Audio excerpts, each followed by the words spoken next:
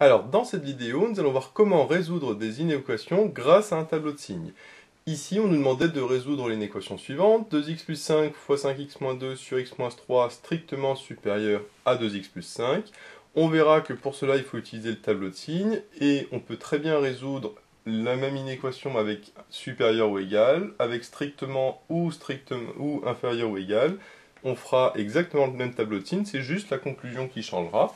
Donc nous, pour l'instant, on va faire comme si c'était strictement supérieur, mais à la fin, une fois qu'on aura fait le tableau de signes, on verra qu'on peut très bien résoudre les trois autres inéquations de manière très simple. Alors avant de faire un tableau de signes, il y a deux étapes à faire. La première, qu'à chaque fois qu'on résout une équation ou une inéquation, c'est la même, c'est de déterminer l'ensemble de définitions de l'équation ou de l'inéquation. Donc ici, on va d'abord déterminer l'ensemble de définitions de notre inéquation avant de la résoudre. Alors, pour l'ensemble de définitions, ici c'est plutôt simple, dans le sens où on n'a que des polynômes, donc 2x plus 5, 5x moins 2, x moins 3 et 2x plus 5 sont des polynômes de degré 1, du style ax plus b. Alors ici, on a en plus une fraction rationnelle, puisque on a un polynôme au dénominateur, et on sait que ce genre de fonction est défini pour tout x tel que le dénominateur soit différent de 0, c'est-à-dire que le x-3 doit être différent de 0, c'est la seule condition puisque tout le reste est défini sur R, ce qui nous donne x différent de 3 qui est la valeur interdite.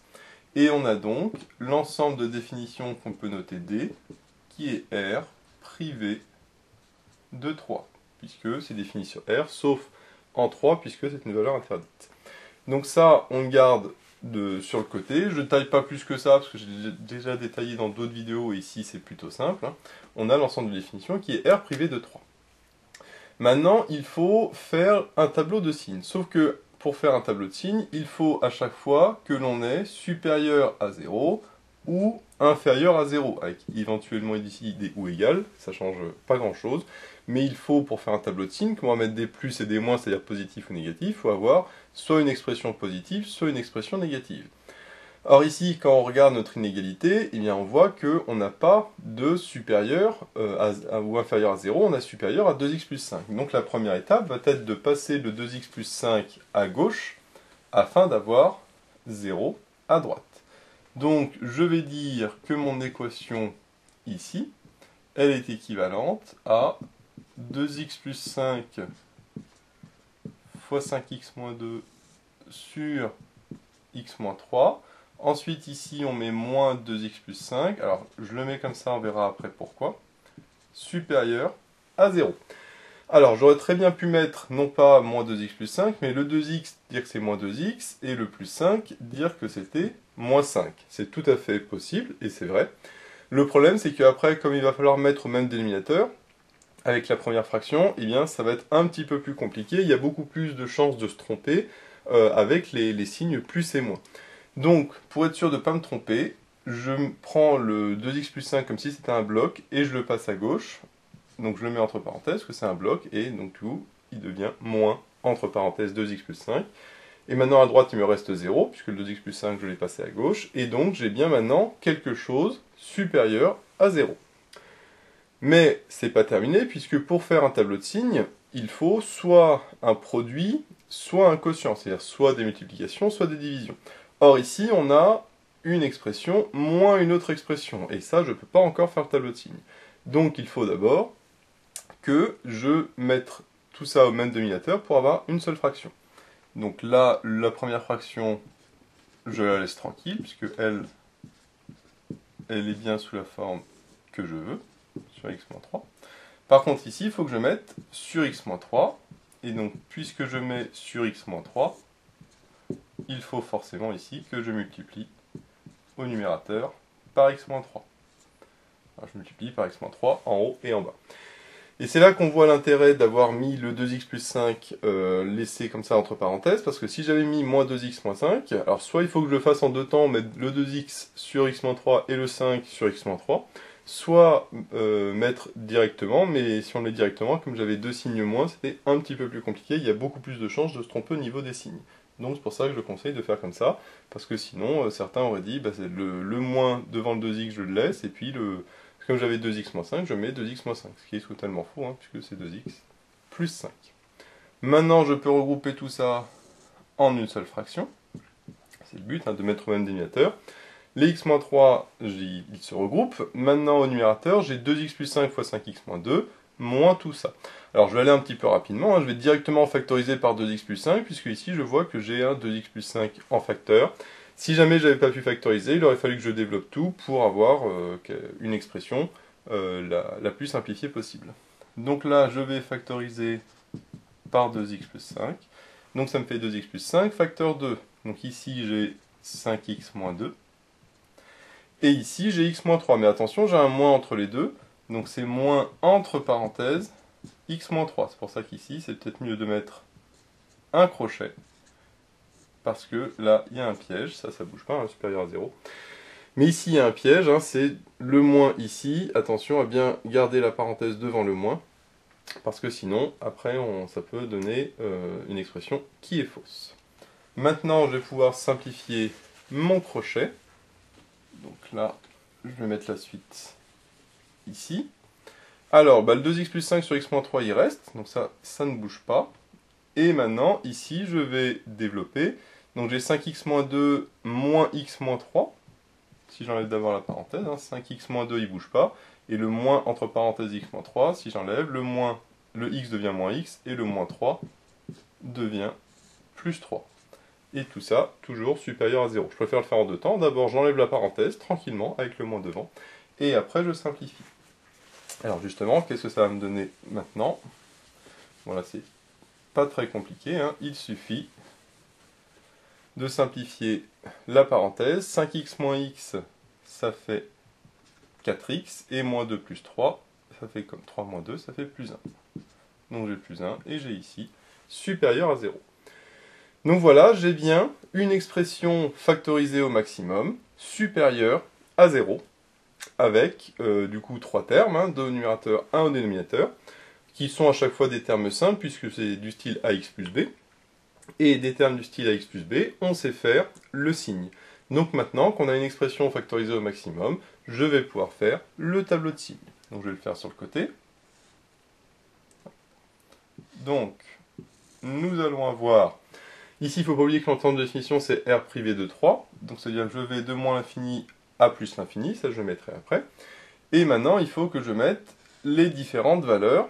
D'abord sur le côté. Donc, là, on met x. Donc, je vais avoir le 2x plus 5. Sur la ligne du dessous, j'aurai le 4x plus 1. Et sur la ligne encore du dessous, j'aurai x moins 3. Et là, je vais mettre total. Je pourrais aussi écrire toute la fraction. Mais le total, hein, c'est du coup le produit des deux divisé par le troisième. Maintenant, il va falloir que je mette les différentes valeurs de x qui annulent chacun de mes termes. Donc pour ça, je vais résoudre 2x plus 5 égale 0. Donc ce qui me donne x égale moins 5 demi. Là-dessus, je vais vite parce que c'est pas très compliqué. Le 4x plus 1 égale 0. Ça me donne x qui est égal à moins 1 quart, parce que le 1 devient moins 1 et je divise par 4. Et le x moins 3 égale 0 me donne x égale 3. Ça, c'était ce qu'on avait vu tout à l'heure, et donc ça va me donner la valeur interdite. Maintenant, il faut que je les mette du plus petit au plus grand. On voit que le plus petit, c'est moins 5 demi, parce que ça fait moins 2,5, ça fait moins 0,25, et ça fait 3. Donc je vais avoir le moins 5 demi, le moins 1 quart, le 3, et enfin, le plus l'infini, tout au bout. Je peux tracer mes traits verticaux. Alors, on peut les tracer jusqu'en bas, hein, jusqu'à la ligne du total. Et maintenant, je complète. 2x plus 5, donc ça, je sais que ça vaut 0 en moins 5 demi. Le 4x plus 1, ça vaut 0 au niveau du moins 1 quart. Et le x moins 3, ça vaut 0 au niveau du 3. Maintenant, j'applique la règle. Quand on a un polynôme du style ax plus b, je sais que c'est le signe de a à droite du 0. Le signe de a, c'est le coefficient de x. Ici, c'est 2, donc c'est positif, donc ça va être plus à droite du 0. Donc j'aurai plus, et ici, moins. Maintenant, 4x plus 1, c'est pareil. C'est le style ax plus b avec le petit a qui vaut 4 qui est positif. Donc ça fait plus à droite et moins à gauche. Le x moins 3, même principe. J'aurai plus à droite et moins à gauche. Et maintenant, sur la dernière ligne, je complète pour le total avec l'arrêté signe. Moins, moins, moins, ça fait moins. Moins et moins, ça fait plus, avec plus, ça fait plus. Là, j'ai 2 plus, ça fait plus et moins, ça fait moins. Et enfin, 3 plus, ça va faire plus. Et ne pas oublier que sur la dernière ligne, il faut toujours avoir les traits verticaux qui sont soit des zéros, soit des valeurs interdites. Pour savoir si c'est des zéros ou des valeurs interdites, il faut regarder si c'est au numérateur ou dénominateur. Et de toute façon, on sait que c'était R privé de 3. Et donc forcément, en 3, c'est une valeur interdite. Je peux la mettre tout du long ou juste sur le total, puisque là, pour ça, il n'y a pas de fraction. Donc, par contre, pour le total, là, il y a une fraction. Donc, au niveau du 3, j'ai ma valeur interdite, qui correspond au x-3 au dénominateur. Par contre, les deux autres sont au numérateur, donc ça correspond à des zéros. Et donc voilà, j'ai effectué mon tableau de signes. Maintenant que j'ai fait ça c'est le plus dur et le plus long, et maintenant, là, qu'il ne faut pas oublier de conclure, parce qu'il ne faut pas oublier que moi, quand même, la question but, quand même, c'était de résoudre, donc à la fin, on veut une solution. Et là, ça va être assez rapide, une fois qu'on connaît le principe. L'idée est la suivante, c'est que nous, on résolvait la fraction supérieure à 0. Enfin, strictement supérieure à 0. Qu'est-ce que ça veut dire strictement supérieur à 0? Ça veut dire strictement positif. Strictement positif, c'est là où il y a des plus. Donc où est-ce qu'il y a des plus? On voit qu'il y a un plus ici, sur cet intervalle-là, et on voit qu'il y a un plus ici, sur cet intervalle-là. Donc je vois que c'est de moins 5 demi à moins 1 quart. Alors pour l'instant, je ne mets pas les crochets, on verra après cette histoire de crochet. Donc de moins 5 demi à moins 1 quart. Et après, de 3 à plus l'infini, donc ça va être union de 3 à plus l'infini. Alors plus l'infini, je sais que c'est toujours crochet ouvert, parce qu'on ne prend jamais plus l'infini. Maintenant, la question, c'est les autres, est-ce qu'on les prend ou pas? Eh bien, il faut regarder, comme moi c'est strictement positif, si ça vaut 0, eh bien je ne le prends pas. En moins 5 demi, ça vaut 0, donc je ne le prends pas.